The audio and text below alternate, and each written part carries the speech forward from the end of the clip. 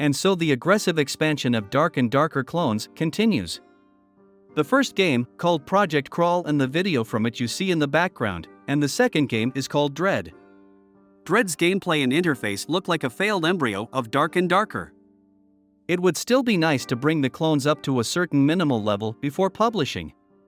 Project Crawl looks better in the 30-second video, but obviously only for the reason that the combat and many other aspects of the game are not shown during this time. The developers of Project Crawl were harassed by players, who began accusing them en masse of being undercover Nexon agents. Officially, the developers of Project Crawl have denied all of these accusations. They said that on their own, they had nothing to do with Nexon and were not going to take any money before the game's release. As always, I am amazed at some people who hate clones. After all, the origins of Dark and Darker development, as everyone understands themselves, are quite far from transparent.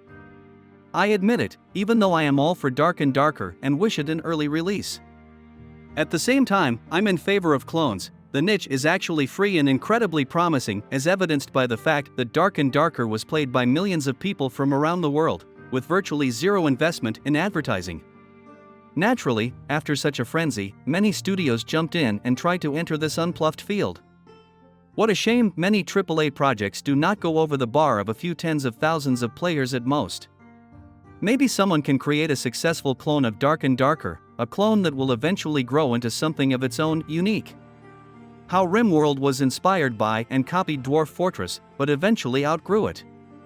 Like League of Legends copied Dota 2, but eventually grew into its own, unique chips. It's a normal process. Perhaps some AAA studio has already secretly started developing some analog of Dark and Darker.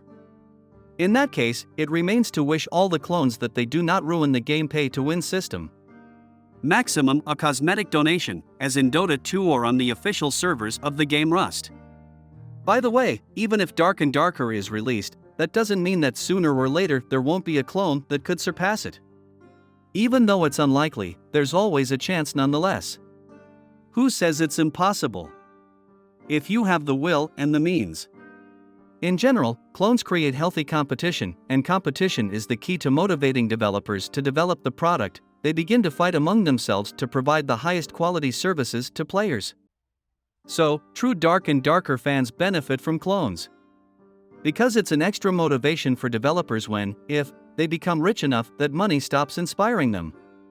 Plus, sooner or later any activity can get bored, and bona fide, honest competitors can serve as a kind of kick in the ass. The main thing is not to turn the clones into clowns. What do you think about it?